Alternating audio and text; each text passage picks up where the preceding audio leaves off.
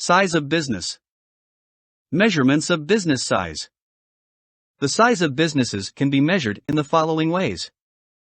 Number of employees. It is believed that higher the number of people employed, bigger would be the business in size, as labor is not a cheap factor of production.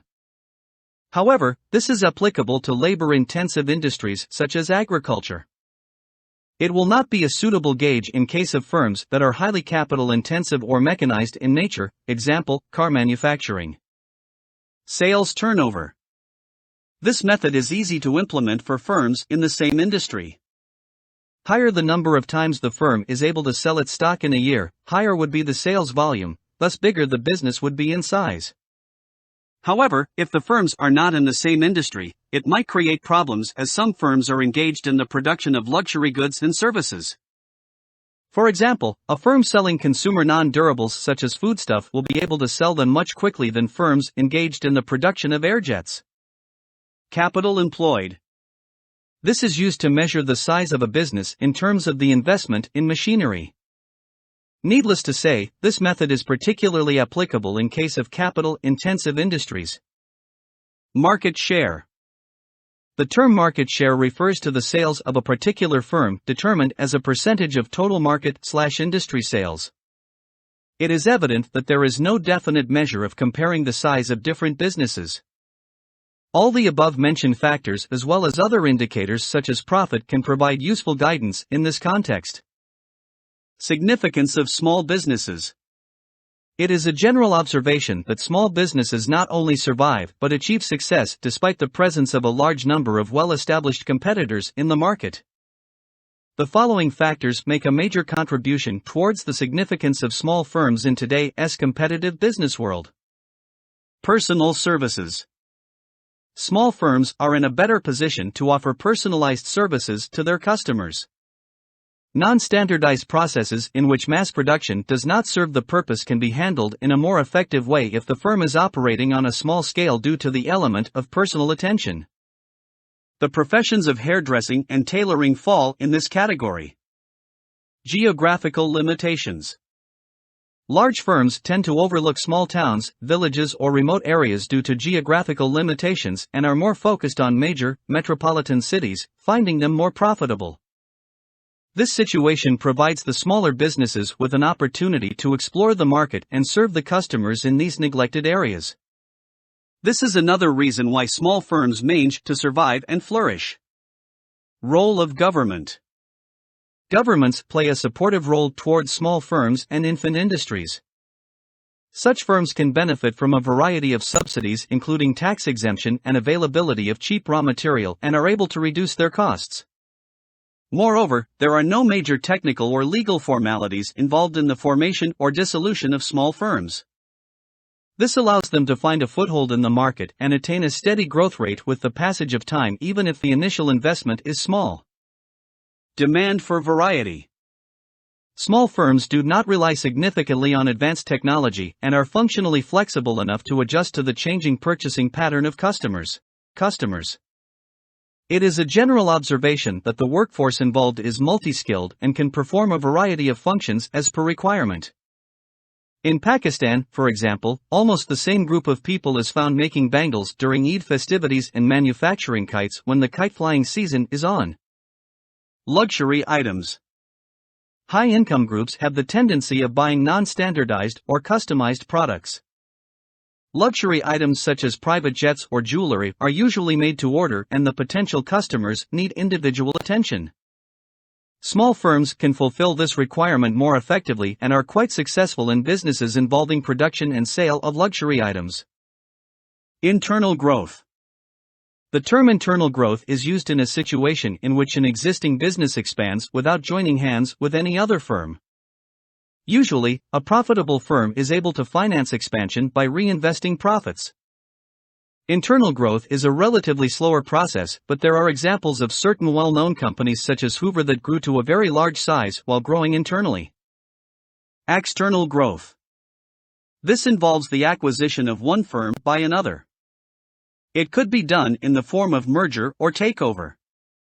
The former implies a measure of voluntary agreement, whereas the latter indicates that a predator firm swallows up another firm by buying its shares. Broadly speaking, external growth is classified into vertical integration. When the merging firms are engaged in different stages of the same production process, it is called vertical integration.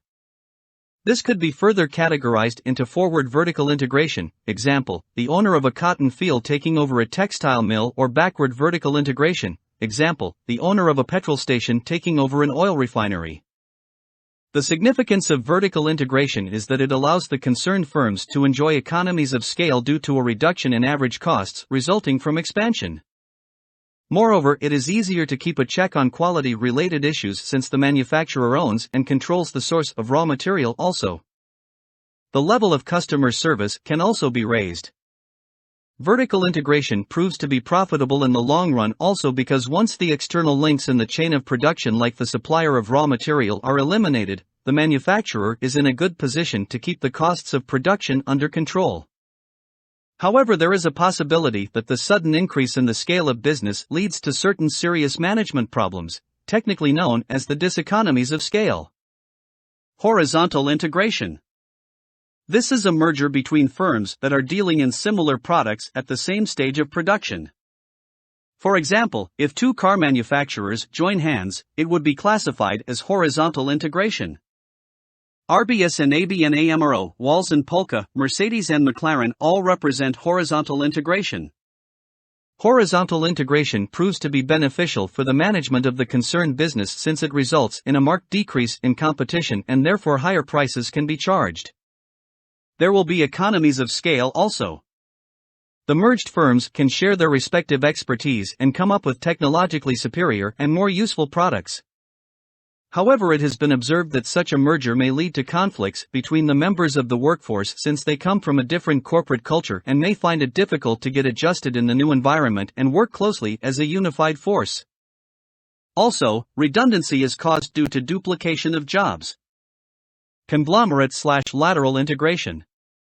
A conglomerate is formed when two or more unrelated firms are involved in the merger or takeover.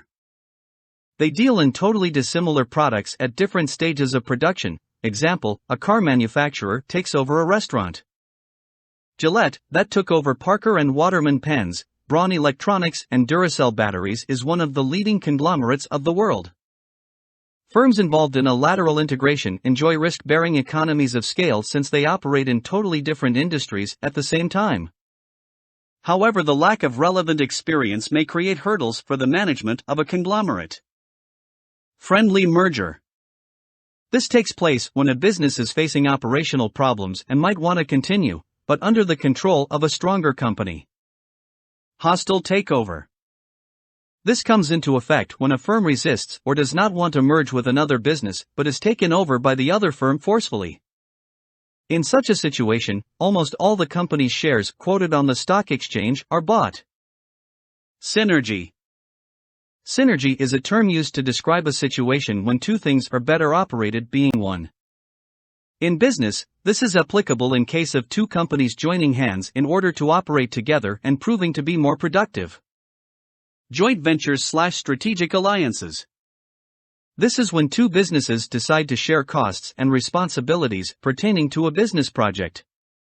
It is important as competition might decrease and each company can specialize in a particular aspect of the venture.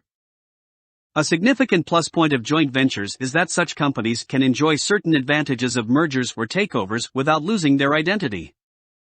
However, there might be cases when joint ventures are unsuccessful in achieving their objectives.